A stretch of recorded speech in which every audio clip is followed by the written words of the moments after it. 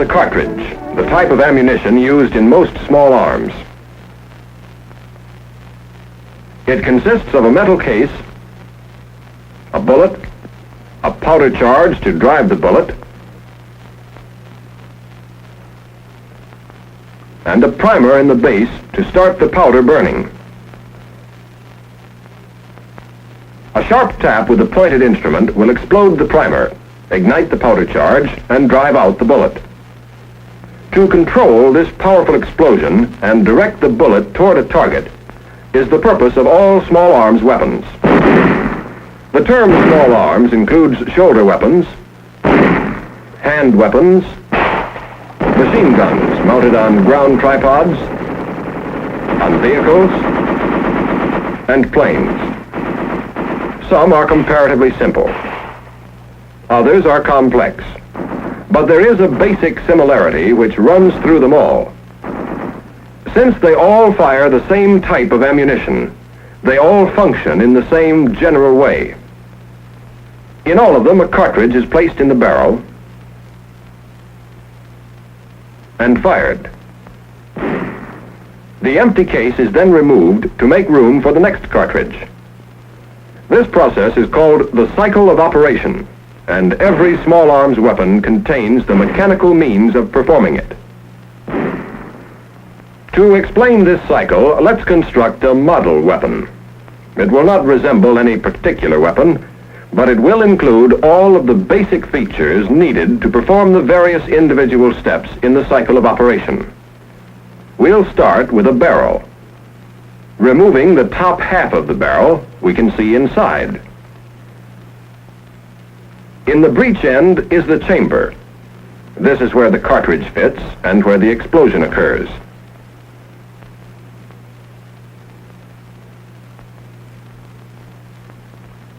Placing the cartridge in the chamber is known as chambering.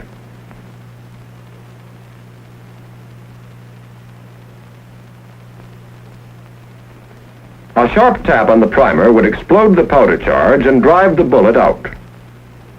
The same explosion would also drive the case backward out of the chamber. Therefore, the cartridge case must be held in the chamber, so most of the explosion will propel the bullet. The part which backs up the cartridge is usually known as the bolt. One end of this bolt fits against the rear of the cartridge and holds the case in place when it's fired. In order to hold the bolt in position, we need something to support it. The barrel, too, must be held in position. The piece supporting them is known as the receiver. There is a channel in which the bolt can slide. The barrel is attached to the front end. With this side section removed from the receiver and the bolt back, we can still chamber a cartridge by moving the bolt forward. This takes care of the first step of the cycle of operation, chambering. Instead of depending entirely on the weight of the bolt to hold in the case when the cartridge is fired, we'll use some way of locking the bolt in place. The simplest way of locking is to fasten a lug to the side of the bolt. A notch is cut in the side of the receiver.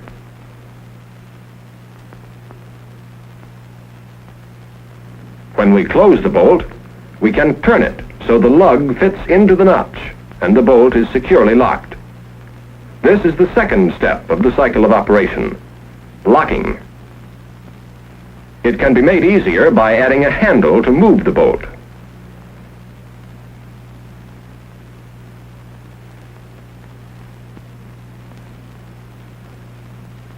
The handle can also be used to strike this stop.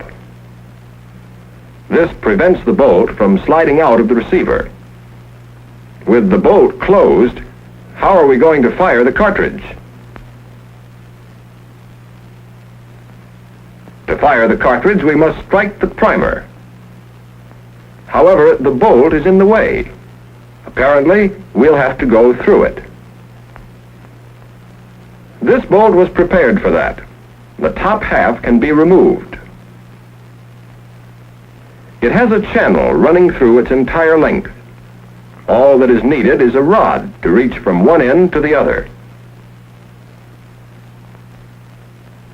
This rod is called the firing pin. You'll notice that it is slightly longer than the bolt, so its point will extend a little beyond the face of the bolt. We can now strike the primer by driving the firing pin forward. One way to drive the firing pin is by using a spring.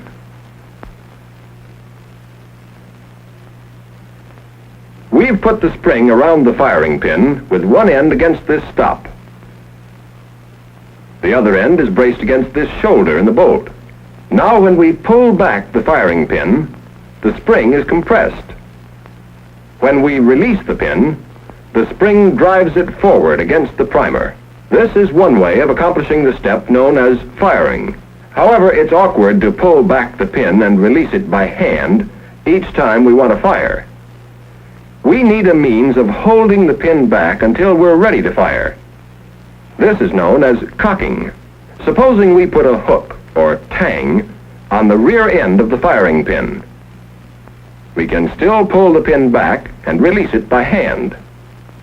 Now we'll rig up something to hook it onto. But first, we'll have to add a block to the receiver to hold the parts we'll need.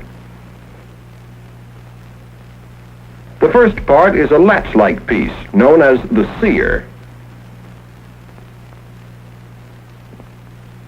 If we hold it here, under the firing pin, we can catch the tang of the pin when it's drawn back.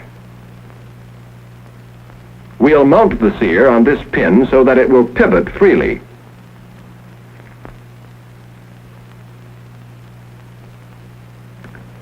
We can release the firing pin by pushing down the front or nose of the sear. This is where the trigger comes in. It's mounted on this pin underneath the sear. The trigger can now pivot back and forth.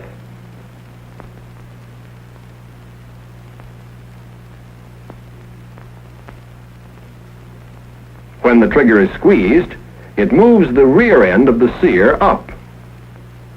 The nose of the sear moves down, and the firing pin is released. Once the sear is lowered, we have to move it back up to catch the firing pin the next time it's pulled back.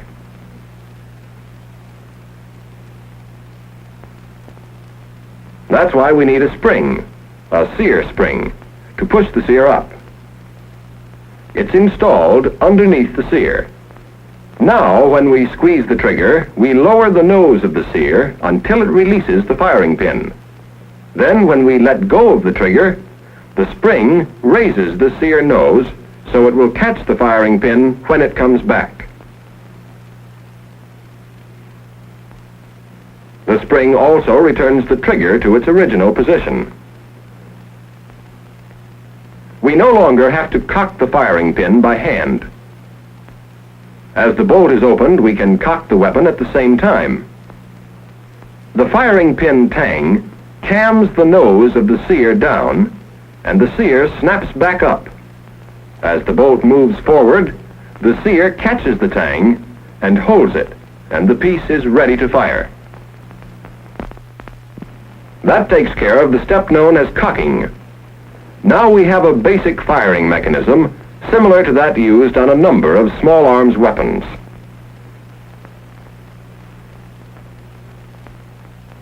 But there is also another kind of firing mechanism.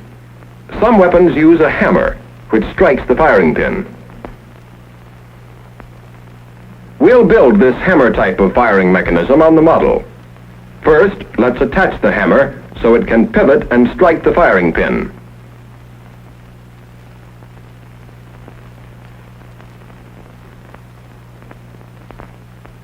The spring was taken from around the firing pin to drive the hammer.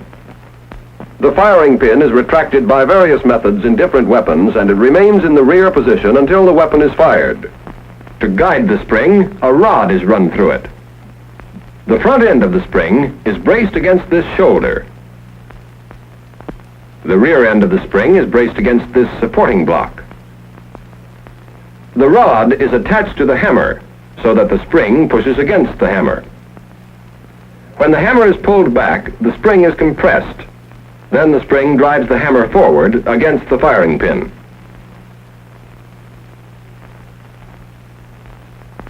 To cock this firing mechanism, we can use the same sear, trigger, and sear spring that we used before.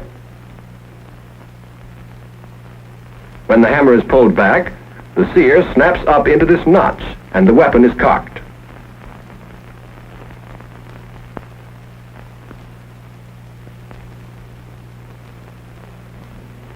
When the trigger is squeezed, the nose of the sear slips out of the notch and the hammer is driven forward against the firing pin. This mechanism, like the other one, can be cocked simply by opening and closing the bolt.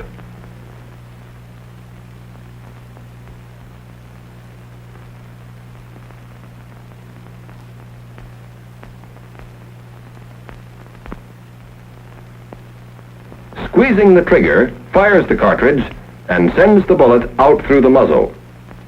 But it also leaves us with an empty case in the chamber. Before we can get at the case, we have to perform the next step in the cycle of operation: unlocking.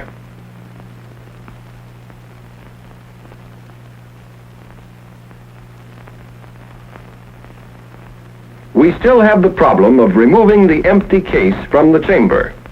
This is known as extraction. On a real weapon, extraction is a serious problem. When a cartridge is fired, the case expands until it's tightly wedged in the chamber. We need something to grip the case firmly and extract it when we open the bolt. The part which does this job is known as the extractor. It has a hook to grip the extracting groove in the head of the cartridge case. The extractor is attached to the front end of the bolt. As the bolt is closed, the extractor snaps into the extracting groove in the head of the case, and it retains its grip as the bolt is locked. Now, when we open the bolt, the extractor pulls the case out of the chamber. Our next problem is ejection, getting the empty case out of the receiver. Notice how the case is held by the extractor. If we pry under the case on the side opposite the extractor, we can eject it from the receiver. If we take a slice off the edge of the bolt, we can get at the case more easily. Now we'll build an ejector in the side of the receiver. It consists of a small lever and a spring.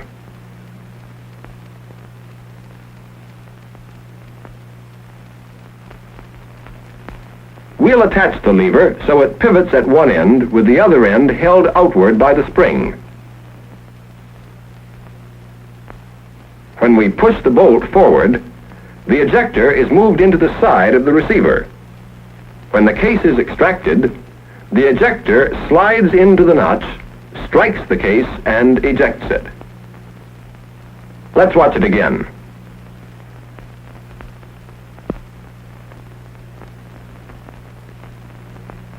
Our weapon is almost complete, but we still have to feed the cartridges to it one at a time by hand.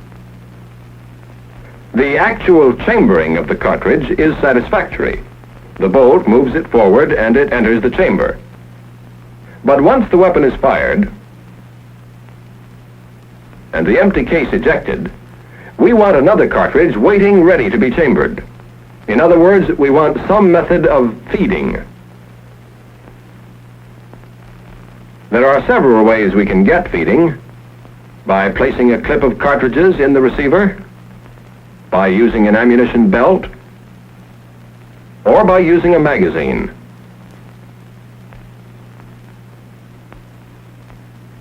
We'll use a magazine. One side is transparent, so we can see what's going on. Inside is a spring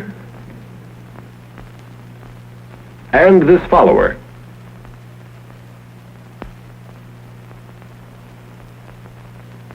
As the cartridge is put in from the top, the spring is compressed. As the next round is inserted, the first one is pushed down and the spring is further compressed. The spring, of course, keeps pushing the cartridges against the top.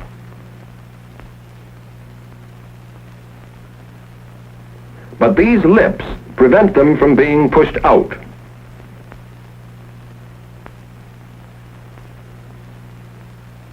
A cartridge can be removed only by sliding it forward like this. And once it is removed, the spring feeds the next one up into position. Now let's install the magazine into the receiver.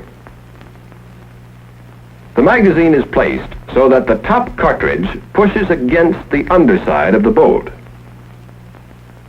When the bolt is opened, it slides back until the face of the bolt clears the rear of the cartridge. Then the cartridge is fed up into the path of the bolt. As the bolt comes forward, it strips the cartridge from the magazine and chambers it. And the spring in the magazine moves the next cartridge up into position. Now, each time the bolt is opened, a cartridge is waiting to be chambered.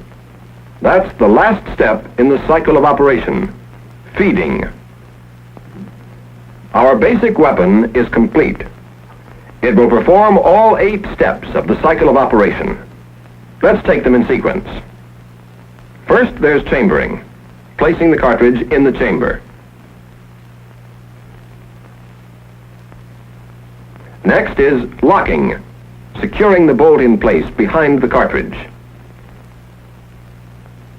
Then firing, squeezing the trigger so the firing pin will fire the cartridge. Unlocking, freeing the bolt from the barrel. Next, extraction and ejection, withdrawing and throwing out the empty case. At the same time, cocking, preparing the firing mechanism to fire again. And feeding, placing the next round in position for chambering. Then the cycle starts over again.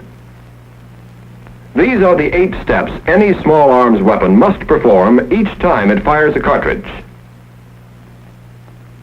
The steps may not always come in exactly the same order, and the means of performing them may vary. But regardless of the type of weapon, all 8 steps will be performed. And once you know the cycle of operation, you've come a long way toward understanding any small arms weapon.